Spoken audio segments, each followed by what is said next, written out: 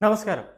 ഷുക്കൂർ വധക്കേസിൽ CPM നേതാക്കളായ ജയരാജനും രാജേഷും നൽകിയ വിടുതൽ ഹർജി തള്ളിയിരിക്കുകയാണ്. കൊച്ചിയിലെ പ്രത്യേക CBI കോടതിയാണ് ഇരുവരുടെയും ഹർജി തള്ളിയിരിക്കുന്നത്. ഗൂഢാലോചന കുറ്റമാണ് ഇരുവർക്കെതിരെയും CBI ചുമത്തിയിട്ടുള്ളത്. കൊലപാതകത്തിനായി ഗൂഢാലോചന നടന്നത് തെളിയിക്കുന്നതിനുള്ള സാക്ഷിമൊഴികളുണ്ടെന്നും ജയരാജിന്റെയും രാജേഷിന്റെയും പങ്ക് തെളിയിക്കുന്ന ഫോൺ രേഖകളും സാക്ഷിമൊഴികളും സാഹചര്യ തെളിവുകളുമുണ്ടെന്ന് ഷുക്കൂറിന്റെ മാതാവിന്റെ അഭിഭാഷകൻ കോടതിയെ അറിയിച്ചിരിക്കുകയാണ്. മുസ്ലിം ലീഗ് വിദ്യാർത്ഥി ഭാഗമായ MSFന്റെ പ്രാദേശിക പ്രവർത്തകനായിരുന്ന ഷുക്കൂർ 2012 ഫെബ്രുവരി 20-നാണ് കൊല്ലപ്പെടുന്നത്. ജയരാജന്റെ വാഹന വ്യൂഹത്തിന് നേരെ കല്ലെറിഞ്ഞു എന്നാരോപിച്ച് 2012 ഫെബ്രുവരി 20-ന് ഷുക്കൂറിനെ 30ഓളം വരുന്ന CPM പ്രവർത്തകർ ചേർന്ന് തടങ്കലിൽ വെച്ച് വിചാരണ ചെയ്ത് കൊലപ്പെടുത്തിയെന്നാണ് കേസ്. CPM നേതാക്കളായ ജയരാജനും രാജേഷും അടക്കമുള്ളവർ സഞ്ചരിച്ച വാഹനം തളിപ്പറമ്പിന് സമീപത്തുള്ള പട്ടുവത്ത് വെച്ച് തടഞ്ഞ് യൂത്ത് ലീഗ് പ്രവർത്തകർ ആക്രമിച്ച മണിക്കൂറുകൾക്കകമാണ് ഷുക്കൂർ കൊല്ലപ്പെടുന്നത്. ചെറുകുന്ന് കിടറയിൽ വെച്ചാണ് ഷുക്കൂർ വധിക്കപ്പെടുന്നത്. വാഹനം ആക്രമിക്കപ്പെട്ട ശേഷം ജയരാജനും രാജേഷും പ്രവേശിക്കപ്പെട്ട ആശുപത്രിയിൽ വെച്ചാണ് ആക്രമണത്തിന് ആസൂത്രണം നടന്നതെന്നാണ് കുറ്റപത്രത്തിൽ പരാമർശിക്കപ്പെടുന്നത്.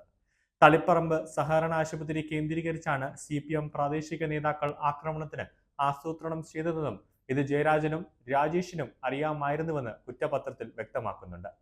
കഴിഞ്ഞ വർഷം ഡിസംബറിൽ വീണ്ടും അരയിൽ ഷുക്കൂർ വധക്കേസ് ചർച്ചയായിരുന്നു. അരയിൽ ഷുക്കൂർ വധക്കേസിൽ ജയരാജനെതിരെ ദുർബല വകുപ്പുകൾ ചുമത്താൻ അന്വേഷണ ഉദ്യോഗസ്ഥനോട് PK കുഞ്ഞാലിക്കുട്ടി ആവശ്യപ്പെട്ടെന്ന ആരോപണവുമായി അഭിഭാഷകൻ TP ഹരീന്ദ്രൻ രംഗത്തെത്തിയിരുന്നു. രാഷ്ട്രീയത്തിലെ കൊടുക്കൽ വാങ്ങലുകളുടെ ഭാഗമായിരുന്നു ഇടപെടലെന്നും ഹരീന്ദ്രൻ വ്യക്തമാക്കിയിരുന്നു.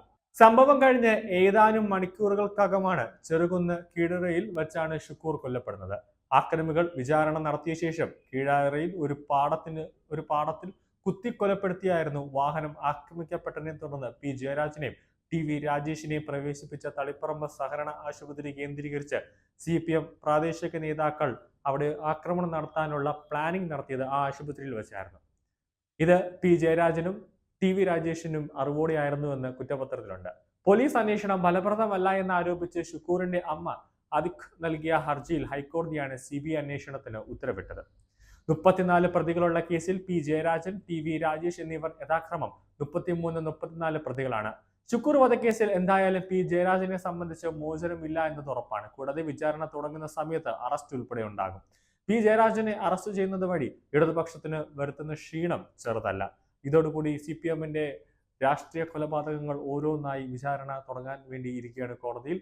ഷുക്കൂർ വധക്കേസ് വിചാരണ തുടങ്ങുന്നു. ജയരാജനും രാജേഷും അടക്കം അകത്തേക്ക് പോകുമ്പോൾ അത് CPMന്, അതായത് ഇടതുപക്ഷ സർക്കാരിന് വരുത്തുന്ന തലവേദന അല്ലെങ്കിൽ അവർക്ക് വരുത്തുന്ന ചീത്തപ്പേര് ചെറുതല്ല എന്നത് ഉറപ്പാണ്.